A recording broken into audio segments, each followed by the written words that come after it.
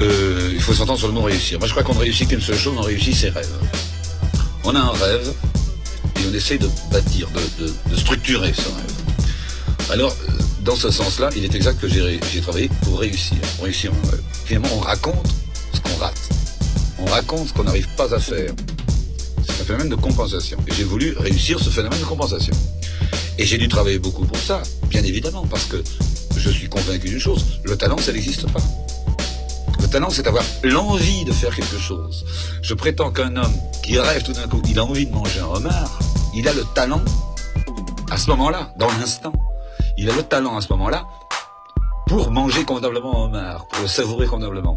Et je crois qu'avoir envie de réaliser un rêve, c'est le talent.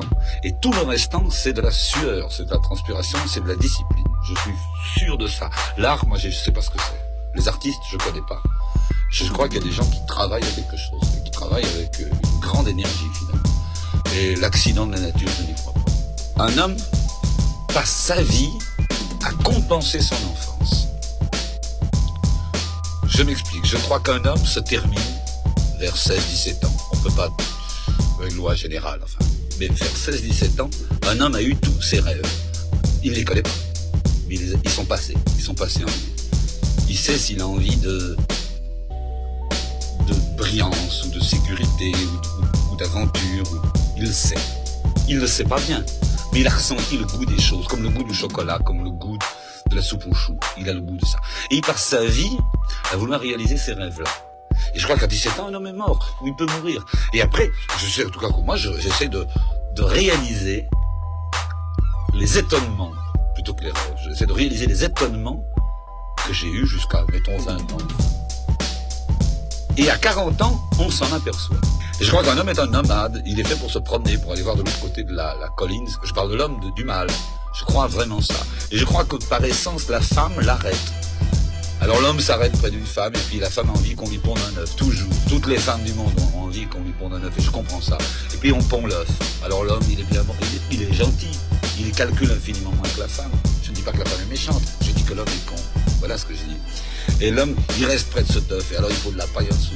Alors on met de la paille, l'homme il va chercher de la paille pour mettre en dessous de l'œuf. Et puis un jour il pleut, alors là, il va chercher de la paille, et il fait un toit. Et puis après il y a des courants d'air, alors il bâtit des murs, et puis après il reste là. Et l'homme est un nomade, et toute sa vie, l'homme, je crois, un homme normal rêve de foutre le camp d'une espèce d'aventure, quel qu'il soit, même si le gars est fonctionnaire depuis 40 ans, quand on le voit un soir et qu'il essaie de se libérer un peu, il vous dit, j'aurais voulu être pilote, j'aurais voulu être machin. Tous les hommes ont envie de faire quelque chose. Et les hommes ne sont malheureux que dans la mesure où ils n'assument pas les rêves qu'ils ont. Alors que la femme, un rêve, c'est de garder le gars.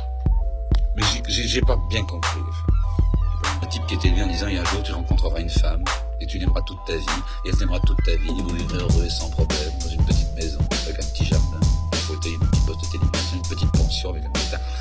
Voilà l'espérance. On file ça dans la tête des gens. C'est à bien. Je connais 1 million de types qui vont écrire un livre. Des types qui disent, alors tu sais, encore 2 ans, je vends des bretelles encore 2 ans. Hein, tu vois, alors en 73, j'écris un livre. Et puis, si un jour on les rencontre en 73, ils diront, moi je continue à vendre mes cornichons, mais bon, je vis avec mes cornichons, j'ai une femme, j'ai 2 enfants, j'ai le machin, j'ai une petite amie, ma voiture est vieille, je vends des cornichons jusqu'en 75, et en 75, j'écris un livre. Le livre étant le symbole.